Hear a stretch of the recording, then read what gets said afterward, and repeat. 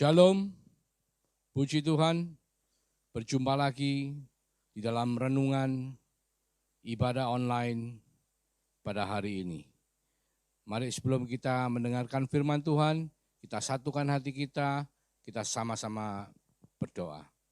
Tuhan Yesus, terima kasih untuk hari ini kami boleh belajar seperti Maria, kami boleh duduk diam di bawah kaki-Mu, mendengar apa yang Tuhan mau katakan kepada setiap daripada kami. Biarlah firman yang kami dengar boleh menjadi berkat yang kekal dalam kehidupan kami Tuhan. Karena kami tahu ketika firman itu ada di dalam kami dan kami berada dalam firman-Mu, maka apapun yang kami lakukan, Engkau akan membuatnya berhasil. Terima kasih Tuhan. Di dalam nama Yesus Kristus Tuhan, kami mengucap syukur dan kami berdoa. Haleluya. Amin.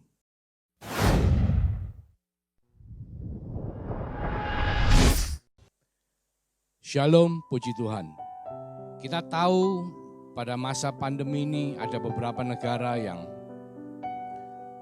kita katakan cukup baik keadaannya, bahkan mungkin sangat baik ya. Salah satunya kita tahu adalah Israel, di mana saat sekarang ketika dunia sedang mengalami wabah dan begitu banyak penderita COVID-19 ya, memenuhi rumah sakit.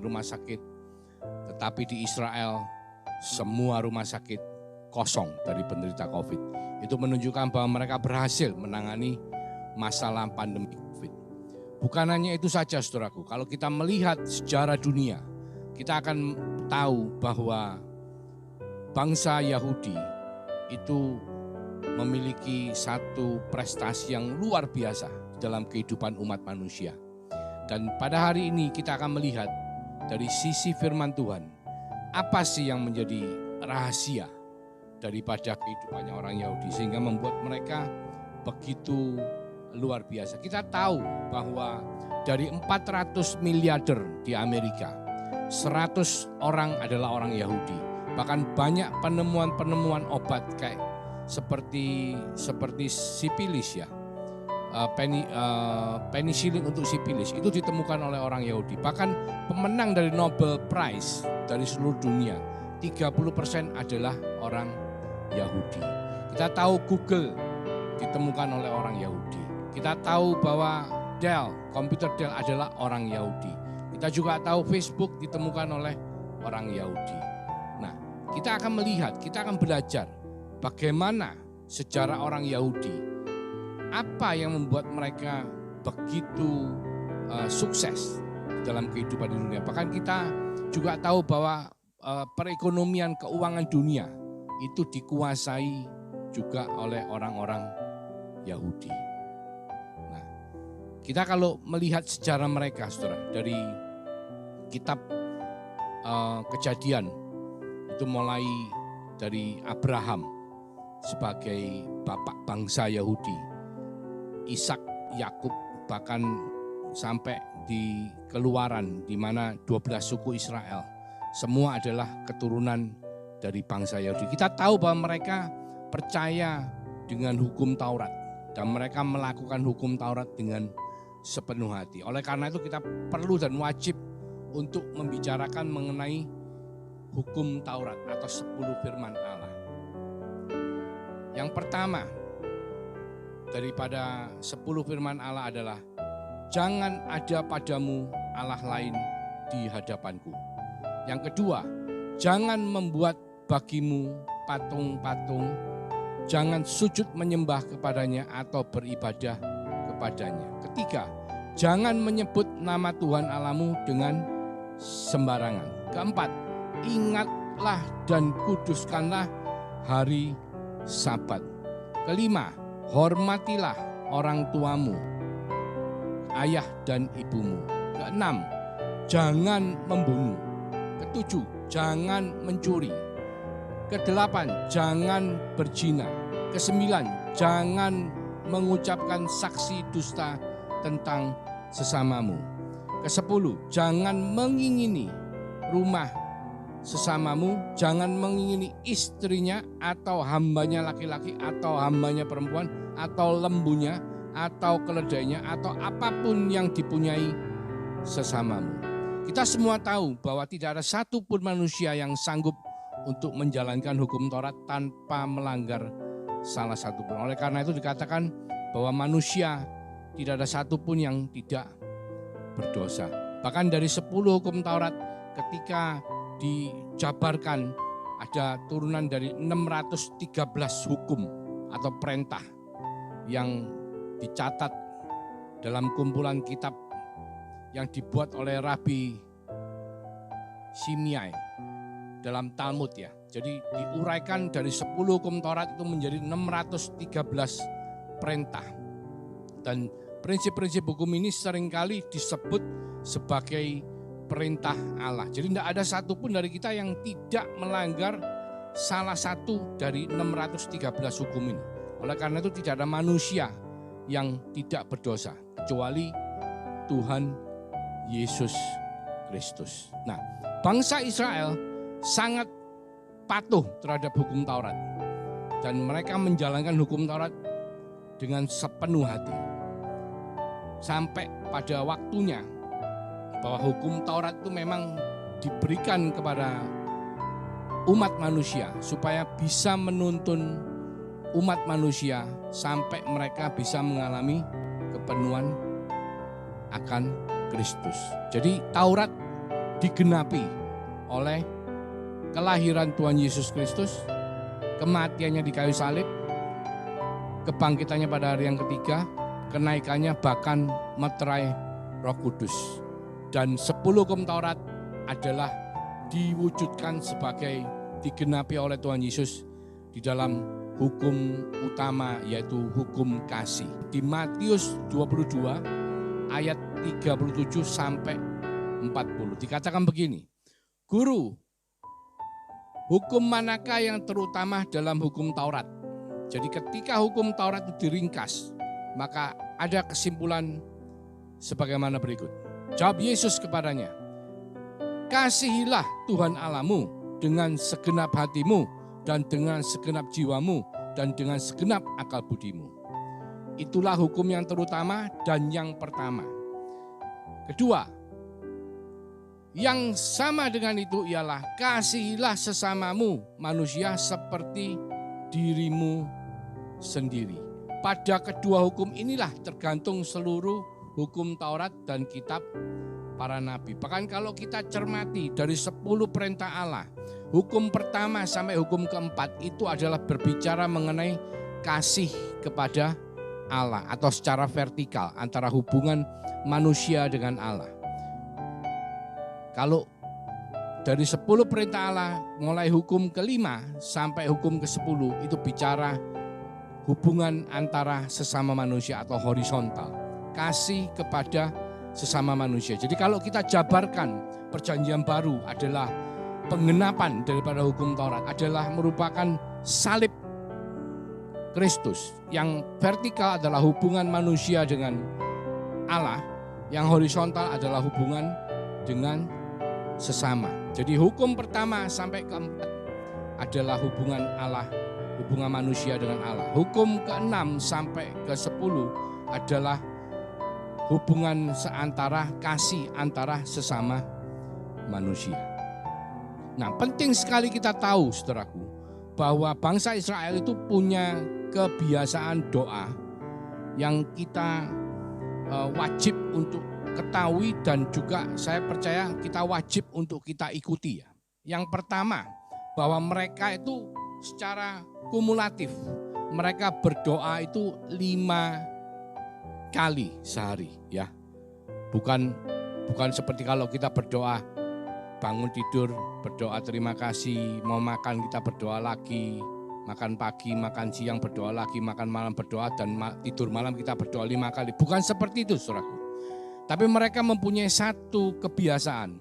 Bagi imam dari keluarga atau kepala keluarga, si suami, imam ya, itu berdoa Shema Yisrael pagi dan malam hari. Dan setelah mereka berdoa Shema Yisrael, doa itu dilanjut dengan doa tepilah. Nah, doa tepilah dilakukan. Doa tepilah itu adalah doa pribadi. itu dilakukan pagi setelah Shema Yisrael, sore dan malam hari setelah Shema Yisrael. Jadi semua orang boleh berdoa secara tepilah, tapi hanya imam yang boleh berdoa secara Shema Yisrael. Ya, kredonya adalah seperti ini, Saudara. Shema Yisrael Adonai Elohenu, Adonai Echad. Itu adalah merupakan hukum utama. Ulangan 6 ayat 4 dan 7 ya. Kita baca bersama-sama. Kita lihat bagaimana bangsa Israel, khususnya imam daripada keluarga itu setiap hari melakukan ini 2 kali sehari. Seluruh umur hidup mereka, ya. Ulangan 6 ayat 4 sampai 6. Seperti begini bunyinya. Dengarlah hai orang Israel, Tuhan itu Allah kita, Tuhan itu Esa. Kasihilah Tuhan Allahmu dengan segenap hatimu dan dengan segenap jiwamu dan dengan segenap kekuatanmu. Apa yang kuperintahkan kepadamu pada hari ini haruslah engkau perhatikan. Jadi imam itu setiap hari selalu mendoakan doa ini sehari 2 kali. Dan di ayat 7-9 dikatakan begini.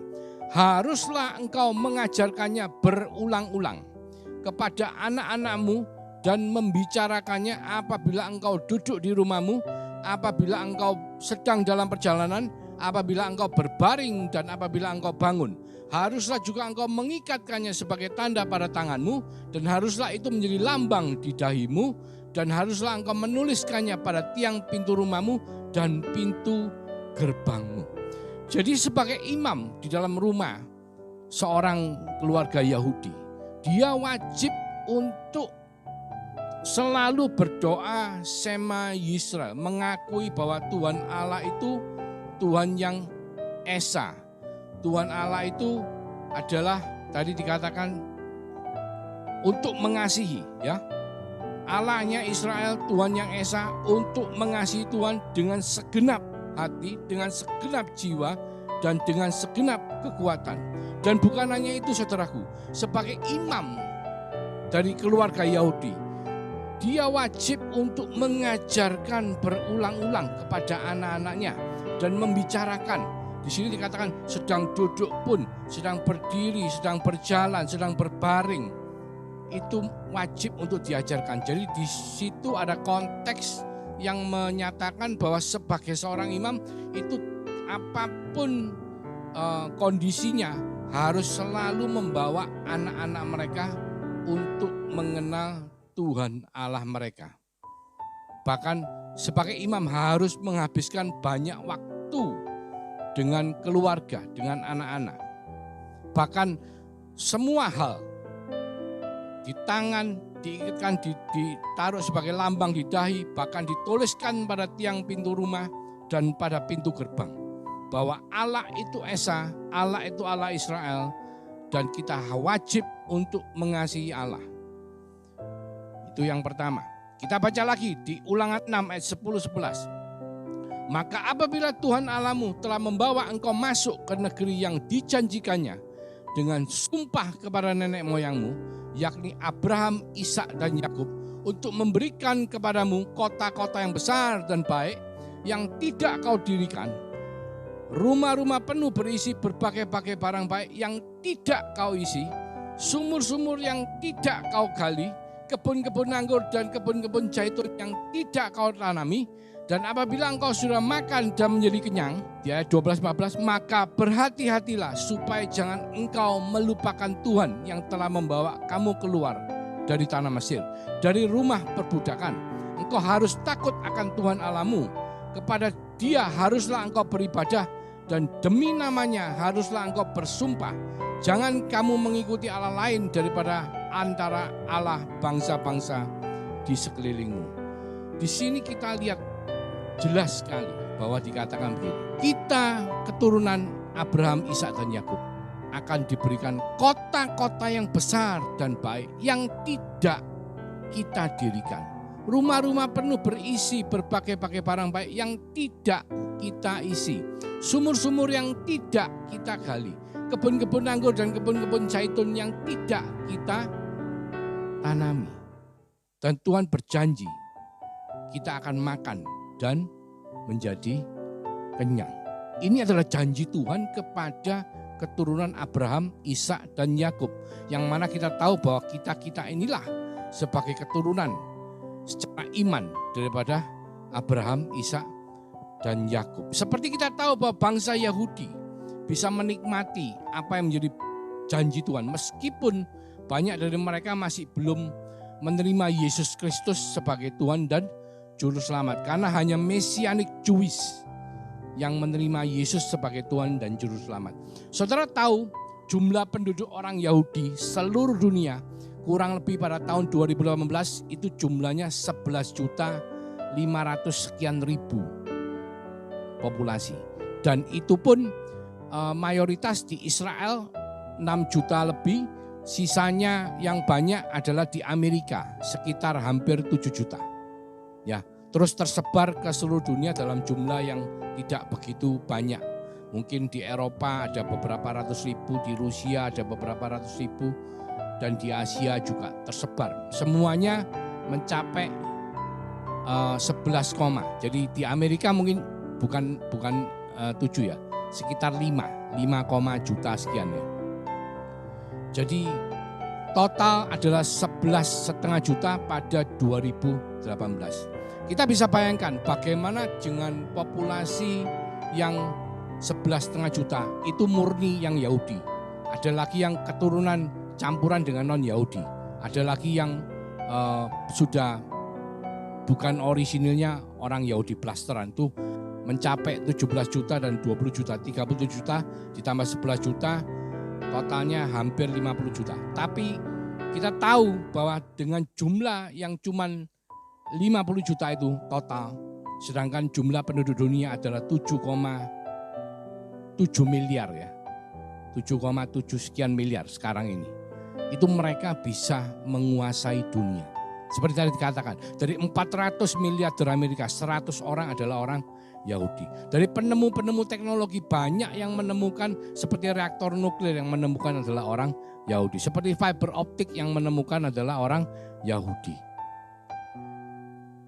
Banyak dari mereka melakukan prestasi-prestasi yang luar biasa dalam olahraga, di dalam Nobel Prizes. 30% dari pemenang Nobel adalah orang Yahudi. Karena apa? Karena mereka menikmati janji yang Tuhan berikan. Kita akan melihat bagaimana kita sebagai anak Tuhan yang sudah percaya Yesus Kristus sebagai Tuhan dan Juru Selamat. Kita bisa melihat dan belajar dari orang-orang Yahudi ini. Bagaimana orang Yahudi ini menjadi pelaku-pelaku firman. Sehingga mereka dengan melakukan firman Tuhan, maka janji firman Tuhan itu terjadi dalam kehidupan mereka. Yang pertama, kita lihat di Ulangan 5 ayat 16. Dikatakan begini, hukum yang kelima, hormatilah ayahmu dan ibumu, seperti yang diperintahkan kepadamu oleh Tuhan Allahmu, supaya lanjut umurmu dan baik keadaanmu di tanah yang diberikan Tuhan Allahmu kepadamu. Di sini jelas sekali ya. Ketika kita menghormati ayah dan ibu kita, seperti yang diperintahkan Tuhan kepada kita, maka kita akan baik keadaannya dan lanjut umur kita di tanah yang diberikan Tuhan Allahmu kepada kita semua. Saudara tahu, ketika kita melihat banyak orang-orang di luar sana yang belum percaya Tuhan sebagai Juru Selamat mereka, tapi mereka bisa hidup sukses, berkelimpahan. Karena apa? Karena mereka menjadi pelaku-pelaku firman Tuhan. Ketika mereka menghormati ayah dan ibu mereka, ketika mereka peduli dengan melakukan firman Tuhan, maka firman Tuhan terjadi atas kehidupan mereka. Yang pertama adalah hormati ayah dan ibumu. Kita tahu bahwa bangsa Yahudi dari apa yang mereka lakukan, kehidupan doa mereka, bahwa mereka setiap hari mereka berdoa kepada Tuhan. Bahkan Tuhan minta sebagai imam harus mengajarkan kepada keluarga mereka berulang-ulang. Itu menunjukkan apa? Bahwa mereka punya ikatan keluarga yang luar biasa. Jadi tradisi keluarga di Yahudi itu adalah sangat kuat sekali. Jadi antara orang tua dengan anak itu hubungannya sangat kuat. Karena apa? Karena firman Tuhan sudah minta sebagai imam atau kepala rumah tangga itu harus selalu mengajarkan anak-anaknya setiap hari berulang-ulang untuk percaya kepada Allah Israel sebagai Allah yang esa. Dan itu membuat akhirnya anak-anak ini melakukan firman Tuhan dengan apa? Menghormati orang tua mereka. Sehingga berkat-berkat yang Tuhan janjikan terjadi dalam kehidupan mereka. Itu yang pertama. Di Perjanjian Baru kita lihat di Efesus 6 ayat 1 sampai 4. Diulang lagi, Saudara. Bahkan lebih jelas lagi di sini dikatakan, "Hai anak-anak, taatilah orang tuamu di dalam Tuhan, karena haruslah demikian. Hormatilah ayahmu dan ibumu. Ini adalah suatu perintah yang penting, seperti yang nyata dari janji ini, supaya kamu berbahagia dan panjang umurmu." Jadi Rasul Paulus mengulang perintah kelima dari hukum Taurat dan menegaskan kembali supaya kita sebagai anak-anak Tuhan, kita harus menghormati orang tua kita agar supaya firman Tuhan itu terjadi dalam kehidupan kita. Yaitu apa? Berbahagialah orang yang menghormati orang tuanya dan panjang umurnya orang yang menghormati ayah dan ibunya. Bahkan di sini juga dikatakan begini, dan kamu bapak-bapak janganlah bangkitkan amarah di dalam hati anak-anakmu, tetapi didiklah mereka di dalam ajaran dan nasihat Tuhan.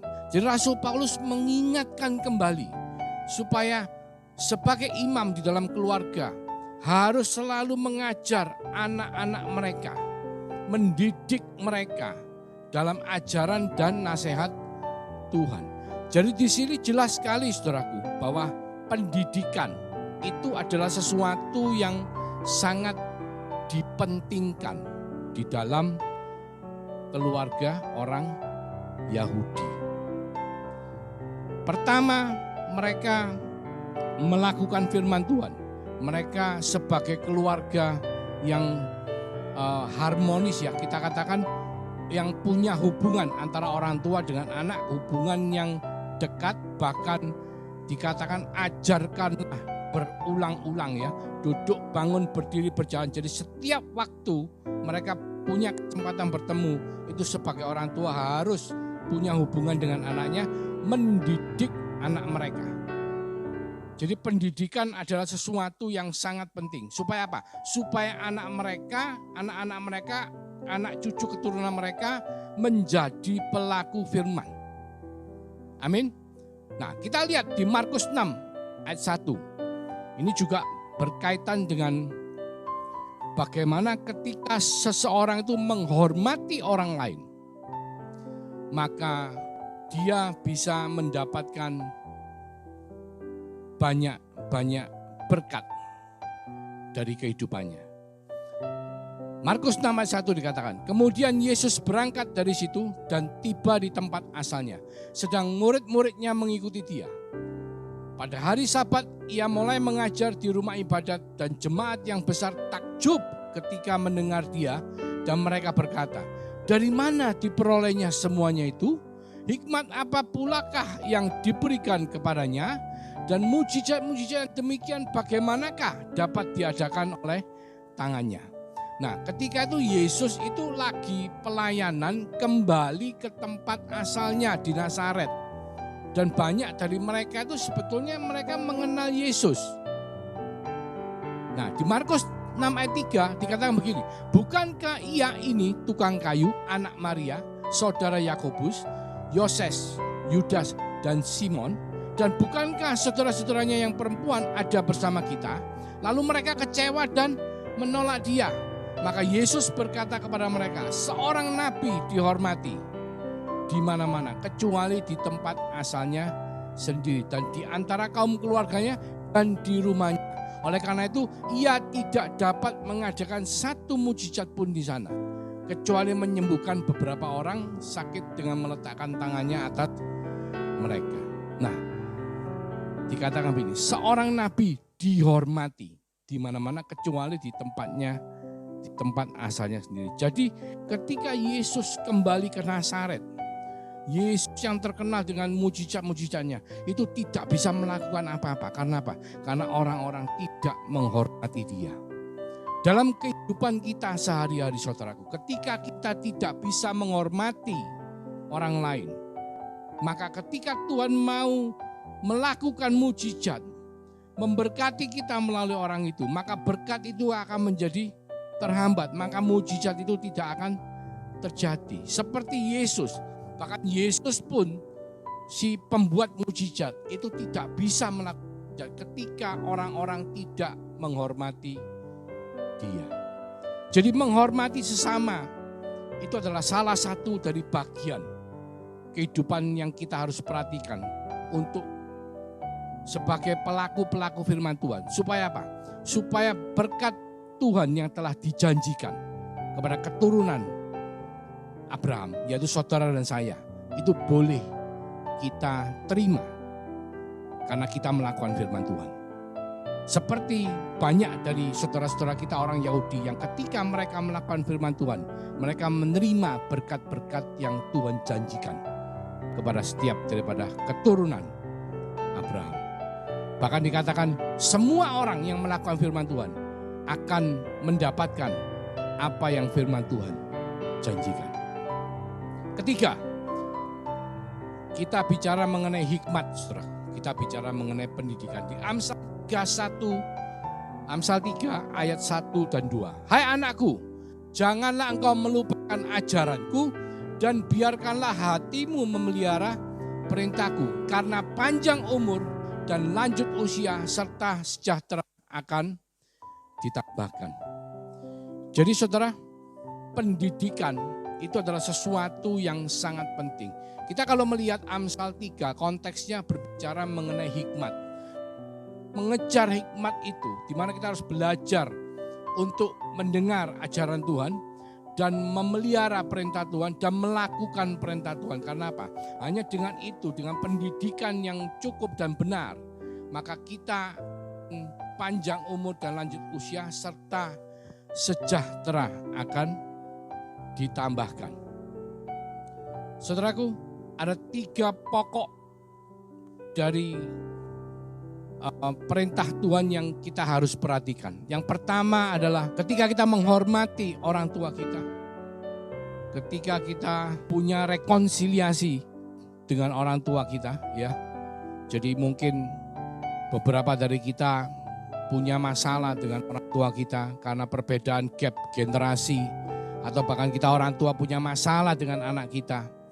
Kalau kita ingin menjadi pelaku firman Tuhan, kita ingin supaya anak kita bisa menikmati janji-janji Tuhan, seberkat janji berkat kepada keturunan Abraham, maka mari kita adakan rekonsiliasi.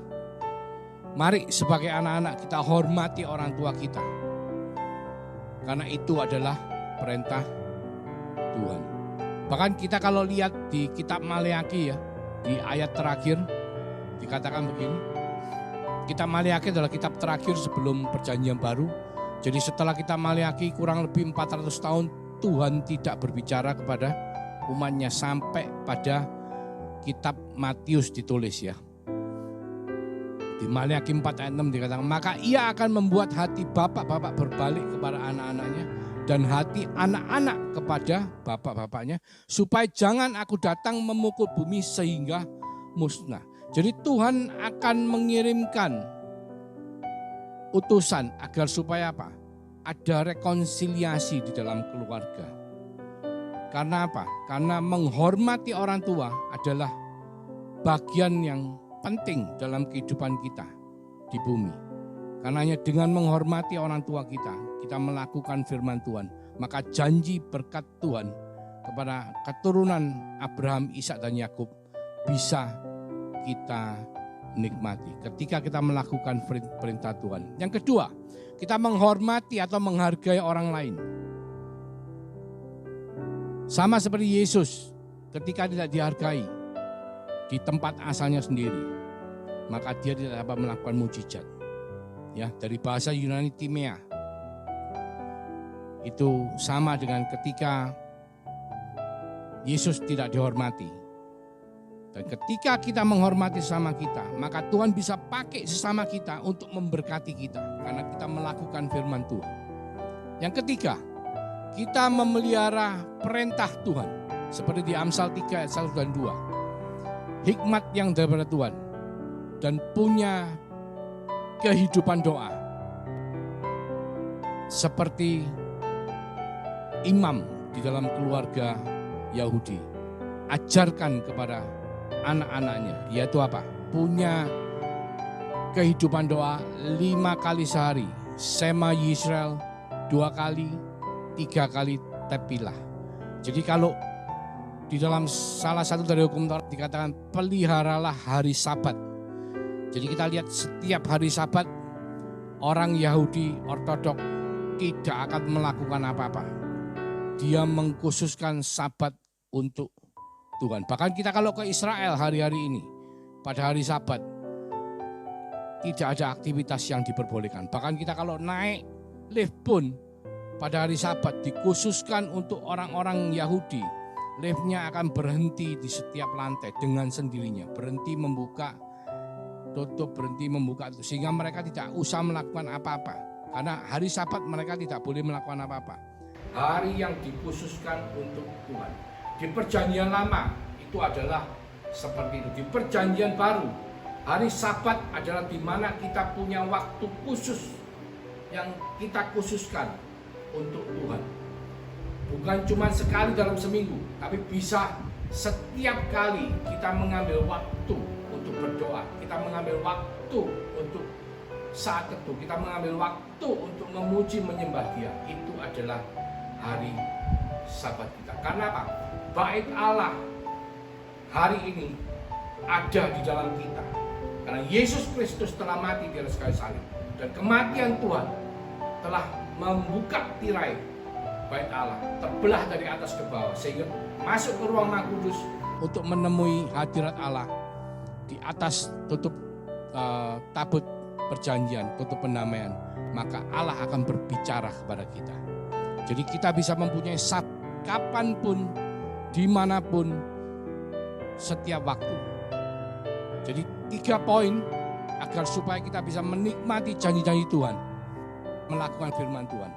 Yang pertama adalah hormati orang tuamu. Kalau engkau punya masalah, ayo rekonsiliasi, minta ampun. Meskipun orang tua mungkin sudah pulang bersama dengan Bapa di surga, berdoa, minta ampun, rekonsiliasi. Kalau kita sebagai orang tua, ayo kita rekonsiliasi dengan anak-anak kita. Didik anak kita, nasihati dia dengan perintah Allah. Pertama. Kedua, hormati, hargai orang lain. Seperti Yesus ketika tidak dihargai di Nazaret, maka tidak ada mujizat yang dapat dinyatakan pada jemaat di Nazaret. Demikian pula ketika kita tidak menghormati orang lain dalam kehidupan kita, maka mujizat bisa tidak dinyatakan dalam kehidupan kita. Ketiga, kita memelihara perintah atau hikmat Tuhan dan punya kehidupan doa seperti imam dari keluarga Yahudi. Ya, yang pertama dan kedua berbicara mengenai horizontal, ya. Yang ketiga kita berbicara mengenai vertikal. Jadi ketika kita selalu ingat mengenai salib Kristus yang merupakan adalah hubungan kita dengan Tuhan secara vertikal dan hubungan kita dengan sesama secara horizontal. Ketika kita melakukan firman Tuhan, maka berkat-berkat Tuhan itu akan dinyatakan seperti yang dikatakan oleh firman Tuhan. Maka sumur yang tidak engkau gali, rumah yang tidak engkau dirikan, pohon zaitun dan pohon anggur yang tidak engkau tanam akan engkau nikmati. Mari kita berdoa. Tuhan Yesus, terima kasih mengingatkan kami bagaimana bangsa pilihan-Mu Yahudi yang ketika mereka melakukan firman Tuhan, mereka boleh menikmati janji berkat Tuhan yang telah kau berikan kepada keturunan daripada Abraham, Ishak dan Yakub. Hari ini Tuhan, kami semua sebagai anak-anak daripada Tuhan Yesus Kristus, kami juga telah menerima janji berkat-Mu sebagai keturunan daripada Abraham, Ishak dan Yakub. Dan biarlah Engkau yang membuat kami untuk melakukan firman Tuhan, sehingga kami menjadi pelaku-pelaku firman Tuhan dan kami boleh menerima berkat-berkat yang telah Kau janjikan melalui firman-Mu sebagai keturunan Abraham, Ishak dan Yakub. Karena ketika kami telah menerima berkat-berkat itu, maka Engkau akan memakai kami melalui kehidupan kami supaya kami boleh menjadi berkat bagi bangsa-bangsa.